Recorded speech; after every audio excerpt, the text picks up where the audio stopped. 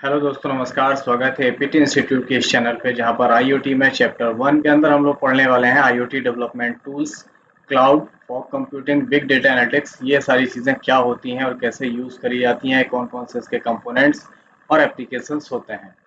इन सभी टॉपिक्स को इस चैप्टर में अच्छी तरीके से कवर करेंगे, पढ़ेंगे और समझेंगे। तो बढ़ते हैं इस क्लास में आगे और स्टार्ट करते हैं आज का topic. Let's begin this class.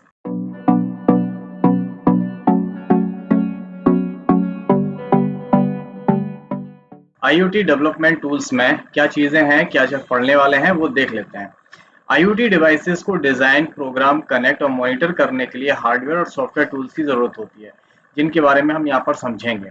हम जब भी कोई आईओटी बनाते हैं, इंटरनेट ऑफ थिंग्स का स्ट्रक्चर बनाते हैं, जहाँ पे हमें डेटा इनपुट भी लेना, कहीं से सेंसर से डेटा लेना, एक्चुएटर से काम करवाना, तो उन सारी चीज़ों को सही तरीके से काम करने के लिए हमें दो चीज़ों की आवश्यकता पड़ती है, दैट इज कॉल्ड हार्डवेयर और सॉफ्टवेयर। ये दोनों चीज़ों मिला के ही तब हमारी कहीं आईओटी का स्ट्रक्चर पूरा बनता है। अब इनमें कौन-कौन सी चीज़ें होती हैं जो हमें आवश्यकता पड़ती है, वो देख लेते हैं। जैसे आर्डिनो यूएनओ है, ये हार्डवेयर है जिसकी मदद से हम इस पे सेंसर, कंट्रोलर, एलईडी ये सारी चीज़ें काम करते हैं। इक्लिप्स आईओटी का है, ये फ्रेमवर्क होता है। प्लेटफॉर्म आईओ है, ये डेवलपमेंट का प्लेटफॉर्म है। आईबीएम वॉटसन है, ये क्लाउड प्लेटफॉर्म है। रेस्पबेरी पाई है, ये मिनी कंप्यूटर है। ओपन एससीएडीए है, ये एससीडीए सिस्टम होता है। नोड रेड है, फ्लो टूल है, डिवाइस हाइव है, ये आईओटी का प्लेटफॉर्म है। तो हमें ये चीज़ बहुत अच्छी तरीके से पता है, जब भी कोई सिस्टम बनाते हैं तो उसमें दो चीज़ों का होना आवश्यक होता है, हार्डवेयर और सॉफ्टवेयर का। तो यहाँ पे उन्हीं सारी चीज़ों को हम अच्छी तरीके से समझेंगे कि हार्डवेयर कौन सा इस्तेमाल करते हैं हम आईओटी में और सॉफ्टवेयर कौन से इस्तेमाल करने वाले हैं। ज़्यादातर सॉफ्टवेयर को हम पढ़ चुके हैं, प्रोटोकॉल्स को हम पढ़ चुके हैं, नेटवर्किंग को पढ़ चुके हैं। अब सिर्फ उनके डेवलपमेंट टूल्स को पढ़ रहे हैं कि डेवलपमेंट उसको बनाने के लिए हमें कौन कौन चीज़ों की आवश्यकता पड़ती है। जब हम आईओटी की डिज़ाइन बनाते हैं, आईओटी को डेवलप करते हैं, उसका स्ट्रक्चर ढांचा बनाना होता है, सारी चीज़ों का यूज़ करने के लिए हमें कौन कौन से हार्डवेयर और सॉफ्टवेयर चाहिए होते हैं। तो इन सारी चीज़ों में पहला हमारा टूल है, दैट इज कॉल्ड अर्डिनो। अब अर्डिनो है क्या? अर्डिनो एक ओपन सोर्स इलेक्ट्रॉनिक प्लेटफॉर्म है। ठीक है, ओपन सोर्स का मतलब है खुला हुआ है, सारी चीज़ें ओपन है ना, इलेक्ट्रॉनिक प्लेटफॉर्म है। अब यहाँ पर माइक्रो कंट्रोलर पर आधारित होता है। अर्डिनो क्या है? माइक्रो कंट्रोलर पर डिपेंडेंट होता है। माइक्रो कंट्रोलर एक तरीके का सीपीयू होता है, जो हमारे कंप्यूटर में सीपीयू होता है, तो यहाँ पे अर्डिनो में उसे हम माइक्रो कंट्रोलर बोलते हैं। जैसे हम कंप्यूटर माइक्रो प्रोसेसर बोलते हैं, यहाँ पर माइक्रो कंट्रोलर बोलते हैं।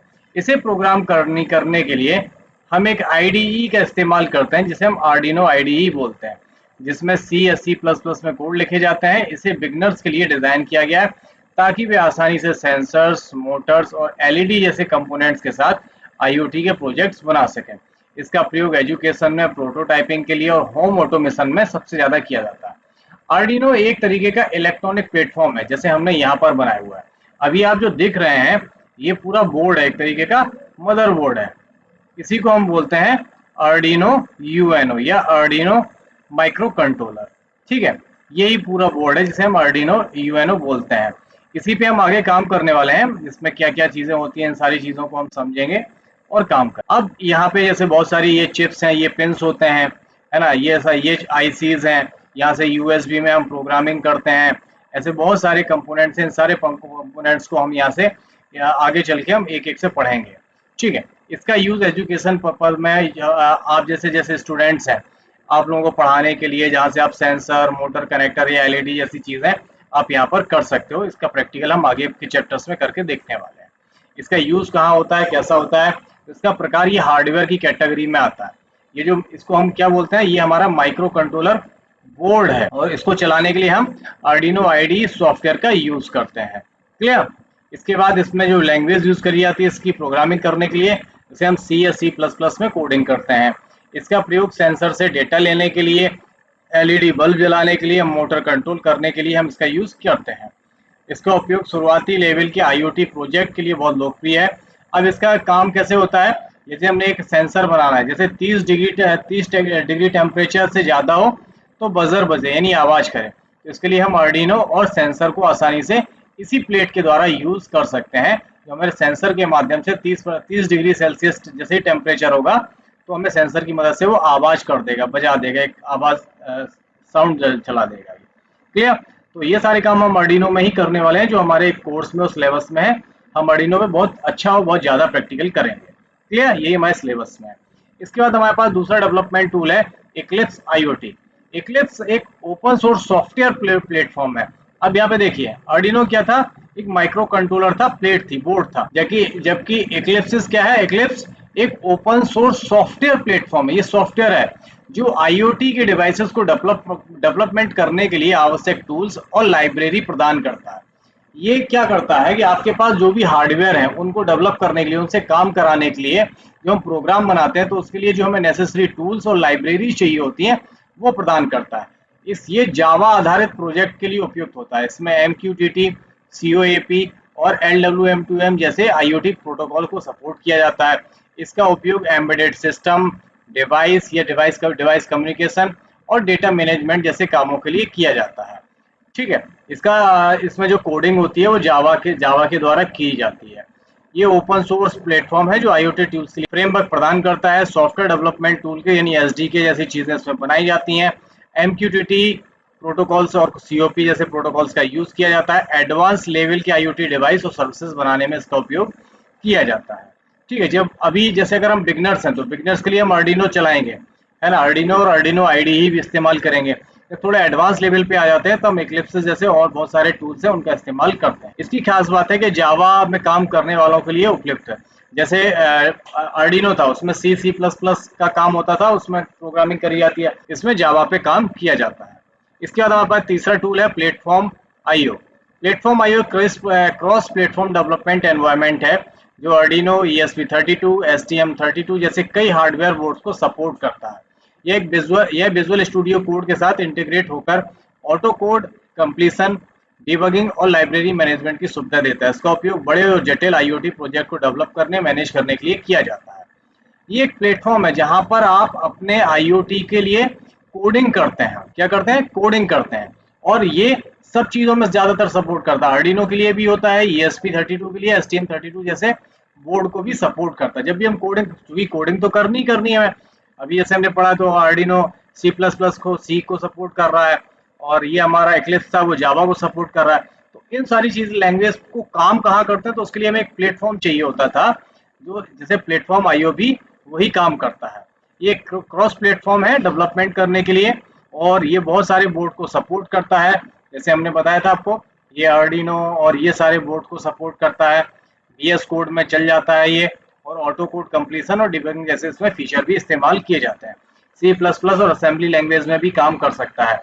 कॉम्प्लेक्स IoT प्रोजेक्ट्स के लिए बहुत सही विकल्प होता है। इसके बाद हम पढ़ने वाले हैं IBM वॉटसन IoT। IBM का वॉटसन IoT एक क्लाउड बेस्ड प्लेटफॉर्म है जो IoT डिवाइसेस को सुरक्षित रूप से कनेक्ट और मैनेज करने के लिए यूज किया जाता है। यह real time data monitoring, analytics, machine learning जैसी सुविधा देता है। इसका उपयोग स्मार्ट सिटीज, इंडस्ट्रियल IoT और हेल्थ केयर जैसी बड़ी परियोजनाओं में किया जाता है। इनमें सिक्योरिटी, स्केलेबिलिटी और AI इंटीग्रेशन जैसी विशेषताएं मिलती हैं। अब इसके बारे में काम क्या क्या करता है, रियल टाइम मॉनिटरिंग है, machine learning, AI integration, device management, analytics में इसका यूज किया जाता था। स्मार्ट सिटी, जब बड़े शहर के लिए IoT मेंटेन करना हो तब इसका यूज होता है। स्मार्ट हेल्थ केयर में इसका यूज होता है। बड़ी बड़ी फैक्ट्रियों में जब IoT सिस्टम लगता है तब हम IBM का वॉटसन प्रोजेक्ट यूज करते हैं। ये क्लाउड बेस्ड प्लेटफॉर्म है। इसका जो सॉफ्टवेयर है, इसका जो प्लेटफॉर्म है वो क्लाउड बेस्ड है ना। इसका इंटरनेट पे सारा डेटा, सारा सिस्टम वही क्लाउड पर ही रहता है। सिक्योरिटी और डेटा एनालिटिक्स में इसका बहुत ज्यादा उपयोग किया जाता है।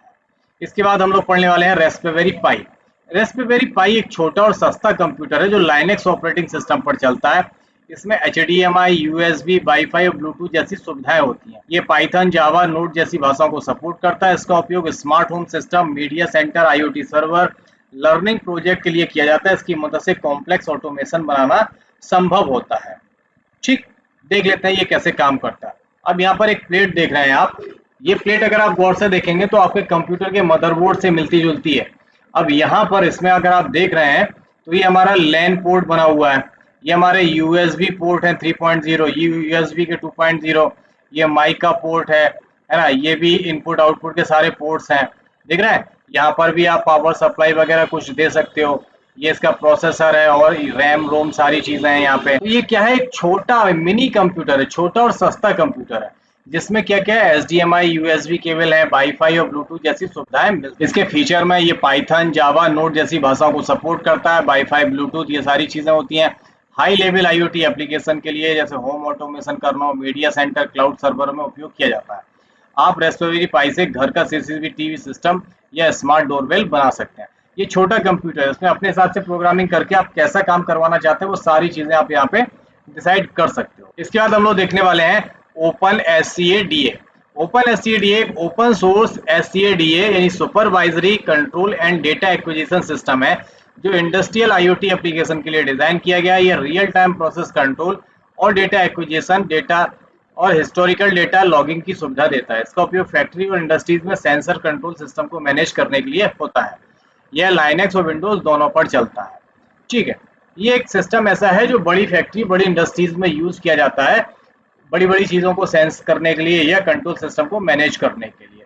छोटी जगहों पे या घरों में इसका यूज नहीं किया जाता है। लिखा भी है इंडस्ट्रियल IoT के लिए यूज होता है, real time process control, sensor data visualisation, historical data logging के लिए इसका यूज ज्यादा किया जाता है ओपन SCADA को। फैक्ट्रीज और इंडस्ट्रीज में IoT से सेंसर, मोटर और कंट्रोल सिस्टम को जोड़ने के लिए हम इसका यूज करते हैं। इसकी प्रमुख लैंग्वेज C और C++ में इसकी कोडिंग करी जाती है। इसके बाद हम लोग पढ़ने वाले हैं Node-RED।